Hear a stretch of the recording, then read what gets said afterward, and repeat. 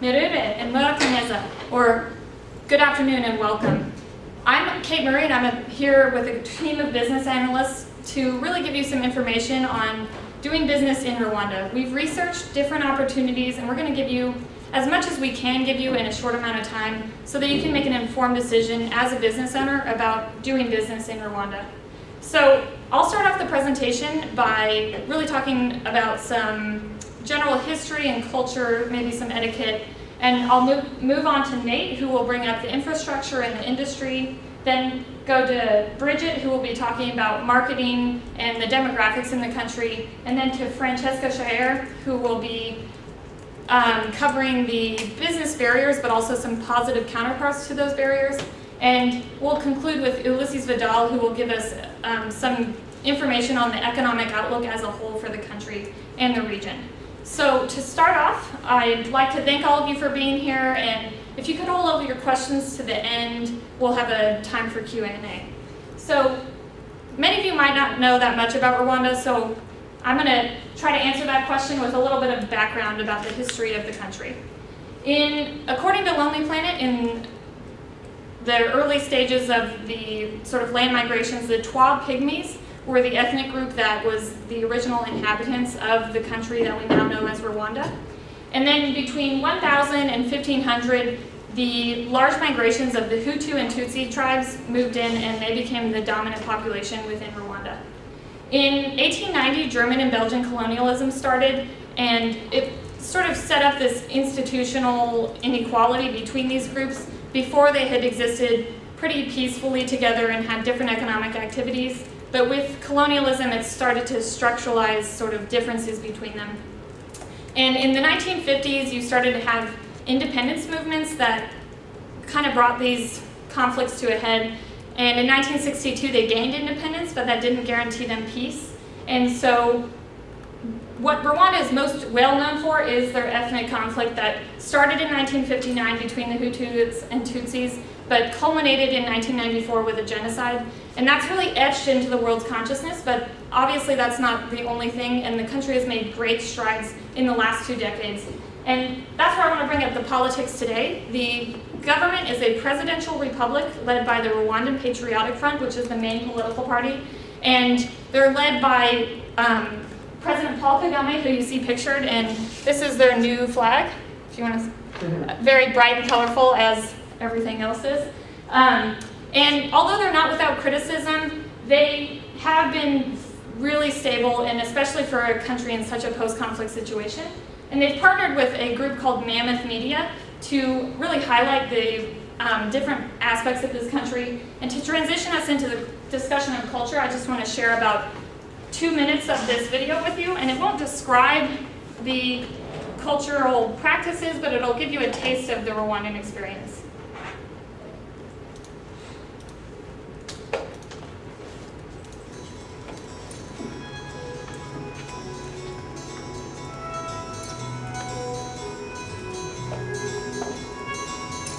I slept in hills of wheat and pine. Too many years have passed me by. I come down from the mountain. I come down from the mountain. I come down from the mountain. I come down from the mountain. Oh, oh, oh, oh.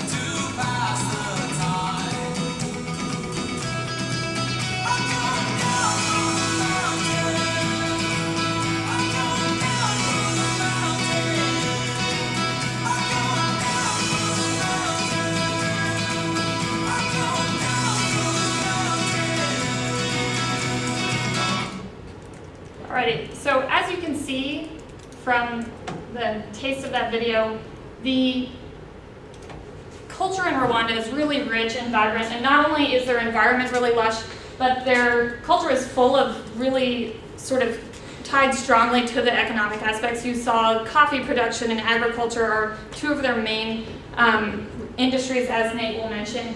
But also their dance, art, music, etc. are rooted in a deep tradition, but also are coming out in modern aspects. My dress and these fabrics are just one result of that. And the Rwandan Tourism Bureau highlights the memorial sites especially as a particular place to learn about the history and recovery of Rwanda.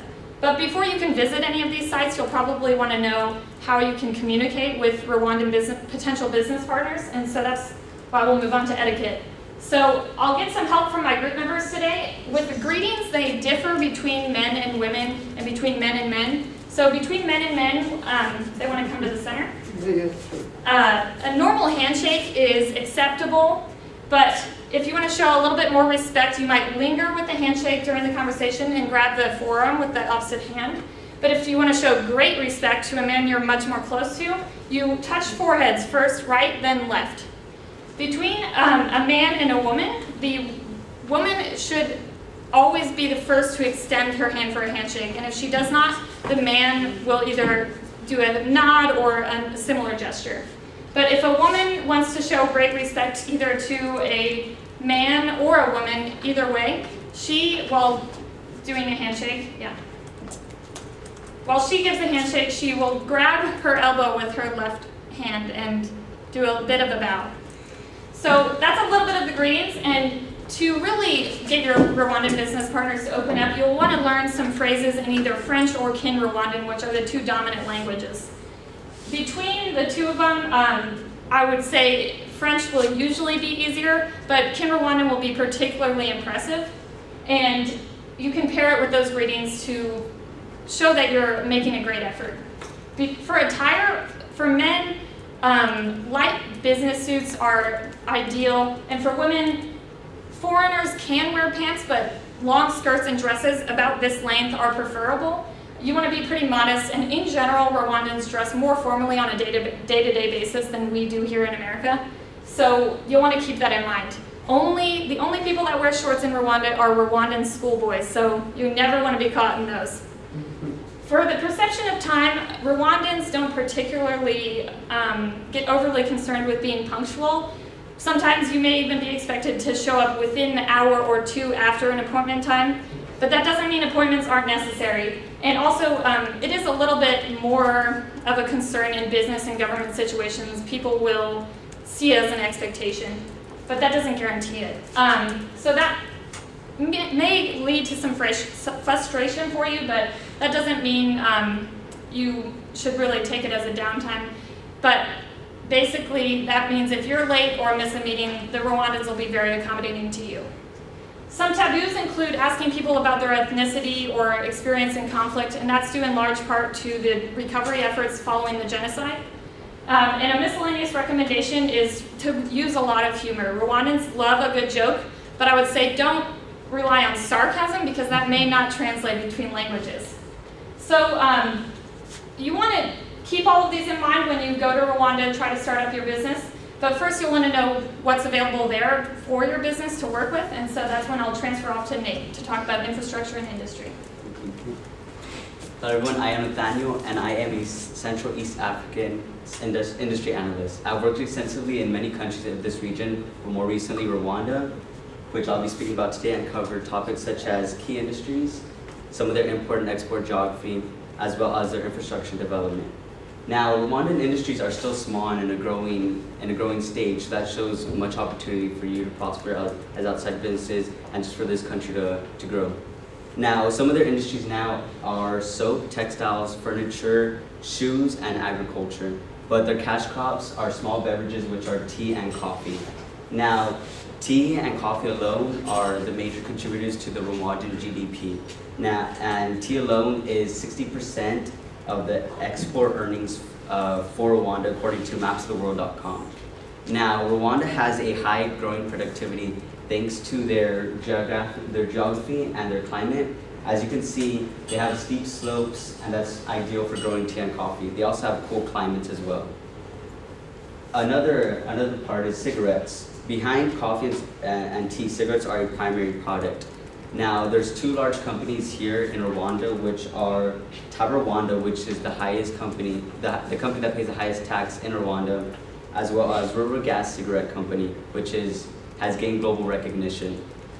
Tobacco is a weird thing there, cigarettes, because it is technically illegal to produce and consume cigarettes, but they don't enforce the production because they have these two large companies which give a lot to the country. But smoking there is kind of seen as a taboo, where people will smoke by themselves, secluded. They won't do it in public places. Some of their export, back to the cement, because cement is growing thanks to the industrial development and the growing government projects that have been going on, and this has seen a great increase in cement production. According to economywatch.com, the government is looking to improve its exports, which is a good sign for foreign investors. Now, for their exports, their geography and how they get things by. Rwanda is their primary transport of goods and trade by land. Because they are a landlocked country, they have no access to coastal ports and things of the sort. But they do have a 14,000-kilometer road network, which starts off in Kigali, which is their capital, their largest city, and is home to their only international airport. The road network starts off in Kigali and branches out into surrounding countries such as Uganda, Tanzania, Burundi, and the Democratic Republic of Congo. These roads reach out to these surrounding countries, but they also export to other countries where they have a fixed trade, such as Kenya, Germany, Belgium, and as well as Switzerland. The country is looking to improve its exports, so they want to look into infrastructure to make everything more efficient. According to the Commonwealth Ministries, Rwanda is striving to become a middle-income country by 2020. Now, to do this, the transport sector of Rwanda has already created Onachukon, which is a public-private transportation from rural areas to their urban cities. The government has also created a national transport policy, which has been created in order to modernize and improve the infrastructure that they already have there within the roads and the airports. This policy has already created the Rwanda Transport Development Agency, which is brand new, and this was created just to put focus on the current development that is going on and to help push things forward. This policy has also created the railroad network, which is inexistent at the moment, but they are looking to connect it to Tanzania, which will create a direct link to international transit routes. The Rwandan government realizes that infrastructure is an important part in growing in the economy and import and export and just overall throughout the country. Now, their desire can be seen through much of the efforts that they have put forward. Now, thank you for listening, where I've covered such topics as their key industries, some of their import and export transit geography, as well as their infrastructure. I'll pass it on to Bridget, who will speak about a little bit on marketing. As Kate had said, my name is Bridget Uribe, and I'm a marketing specialist in Central Africa.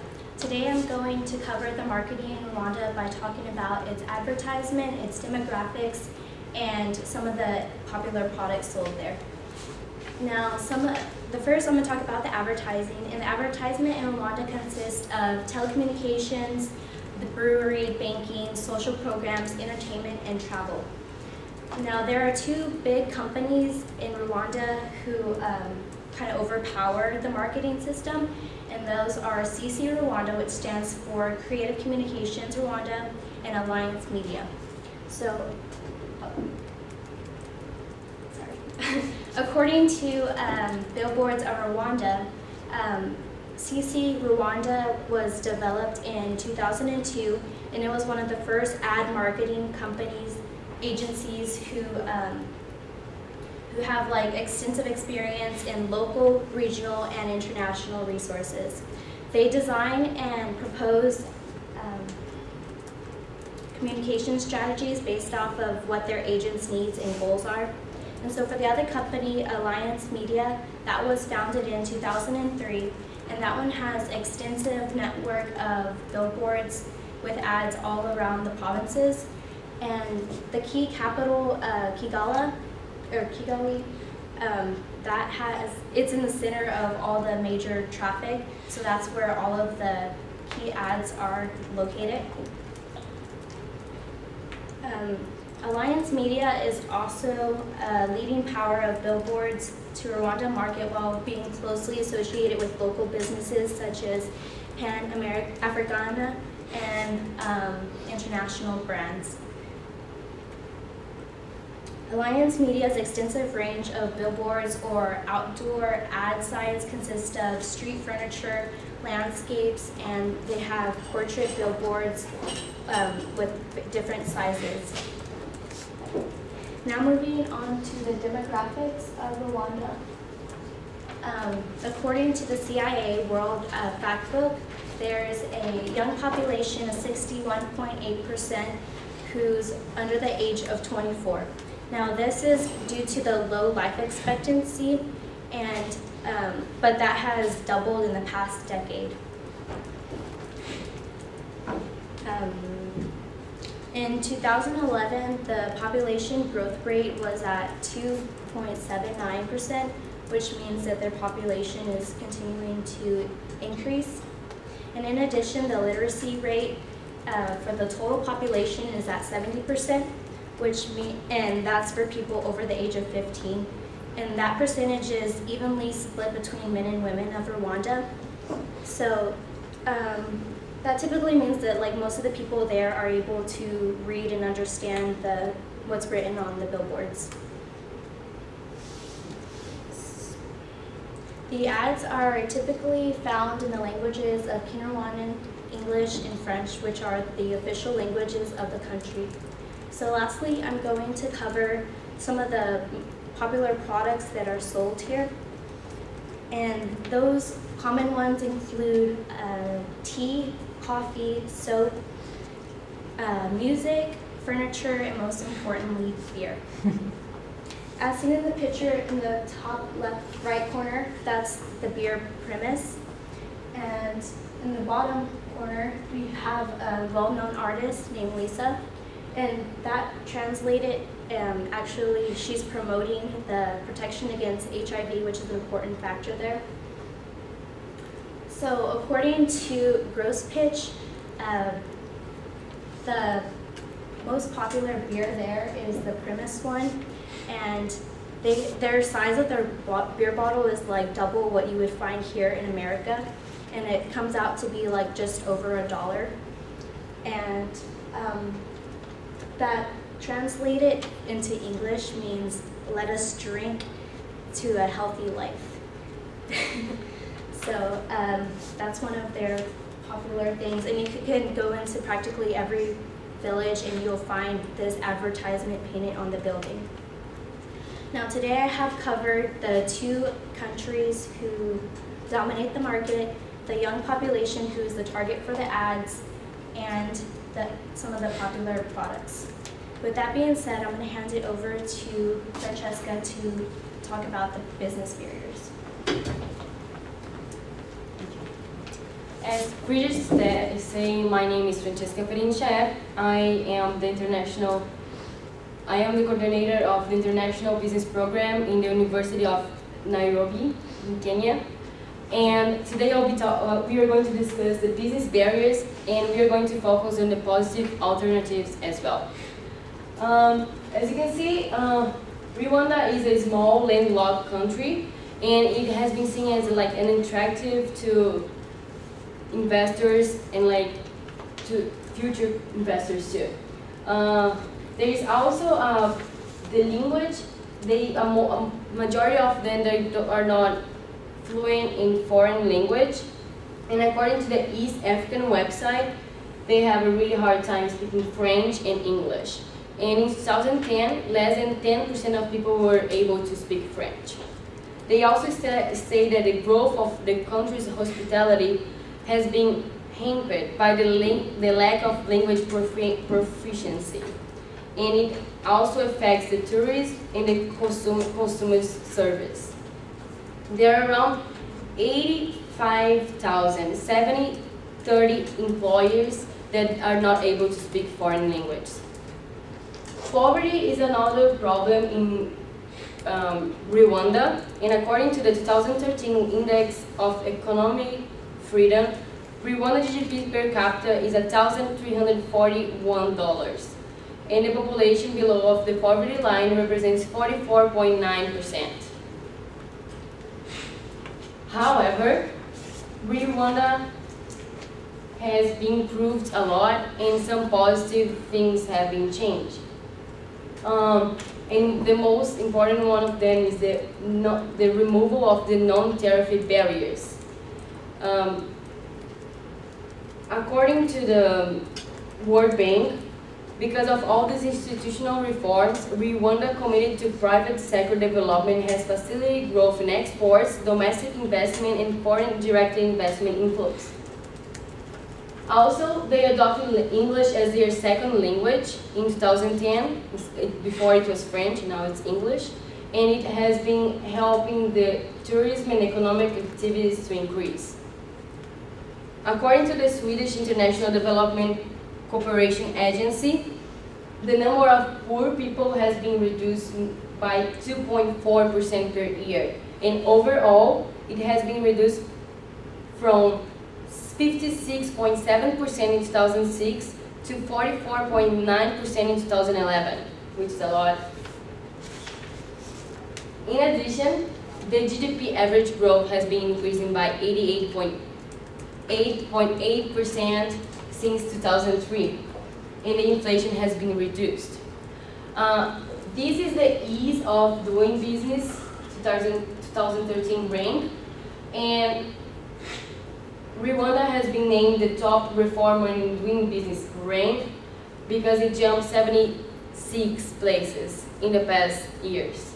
And this is the current rank. Like, unfortunately, the last year it fell 4 places.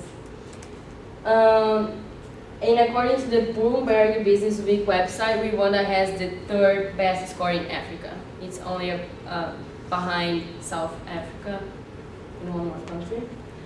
And the time to start business also reduced from 14 to 3 days, which is really good. Rwanda is also the number 8 in the world when we talk about starting a business, which is really good. I believe that Brazil is around, Brazil's rank is 52, something like this. So today I talked about the barriers to do business in Rwanda and also some positive aspects about this economy. And now I'm going to pass it over to Ulysses, who is going to talk about the economy. Hello everybody, my name is Ulises and I am a freelance economic analyst, and today I'll be covering the Rwandan economy based on the GDP, investment, projected growth, tourism, industry. Okay, we'll begin with the GDP. According to the CIA fact book, it's composed mainly by services, as you can see here, almost 53%. And then we have agriculture with 33%, and lastly, industry with almost 14%. Then regarding to the GDP per capita, is estimated in $1,400 American dollars a year per person. And then I would like you to pay attention to this graph right now. This is a graph that shows the GDP estimated in 2011, which is 6,375 billion US dollars. What I want you to pay attention to is this. Okay, where's the laser? Okay. The top of the No, it's fine, it's fine. How the number in 2010 increased twice during the past decade. That shows that Rwanda is a great country that is growing quickly, and it needs more investment to grow faster. And then, according to the World Bank Group, infrastructure development is critical to ensure continued growth. That's why investment in infrastructure investment will be a key factor to the continued success of areas of oil and gas in East Africa. Then I will continue talking about the industry. According to the CIA factbook, again, the industrial sector is really small. It contributes to the GDP only 14.3%, for example, in 2010. And then regarding to the manufacturing in Rwanda, is mainly dominated by the production of import substitutes for internal consumption. And the larger enterprises produce different products such as coffee, beer, tea, products that Nathaniel and Richard mentioned before. Then, regarding to tourism and services, well, first of all, tourism is one of the fastest growing economic sectors. In Rwanda, the tourism is mainly centered in the attraction. For example, they have a really great national park of volcanoes in which tourists will be able to find more than 6 different volcanoes that are protected by mountain gorillas. And also there are another national parks where people will also find a different variety of animals such as hippos, elands, Cape buffaloes, etc. Regarding to the service sector, okay, the service sector in Rwanda suffered during the late 2000s recession because banks reduced lending money, so foreign projects were reduced as a consequence. However, during 2010, this sector rebounded and contributed to the GDP with more than 45%. Finally, I will talk about the economic prospects based on the projected growth of the foreign investment. Foreign investment is mainly concentrated in commercial establishments, mining, coffee, tea, tourism, etc. According to the CIA factbook, during the coming years, the foreign investment is about to reach record levels, hitting more than $54 billion by year 2015. Finally, according to the World Bank Group, the strong economy in Africa, and specifically in Rwanda, is reducing poverty. Okay, sorry. To recap what I said, I cover Rwandan economy based on the GDP, the gross product, the investments, then the tourism industry, services, and now I'm going to pass it again to Kate. Thank you very much. Thank you. So to conclude our presentation, I'd just like to recap what everyone covered for you today. We heard from myself giving you a little bit about the etiquette and the culture, whether that was a handshake or a joke. And then we heard from Nate, who gave us some information about the specific industries there, such as coffee production or the cigarette production. And then we heard from Bridget, who talked about the opportunities in advertising, especially with a really young market. And then from Fran, who talked about some of the language or geographical barriers, as well as the overall positive outlook that we heard from Ulysses.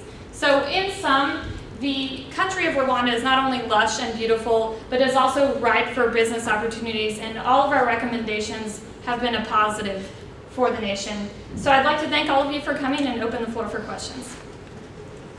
And there's also some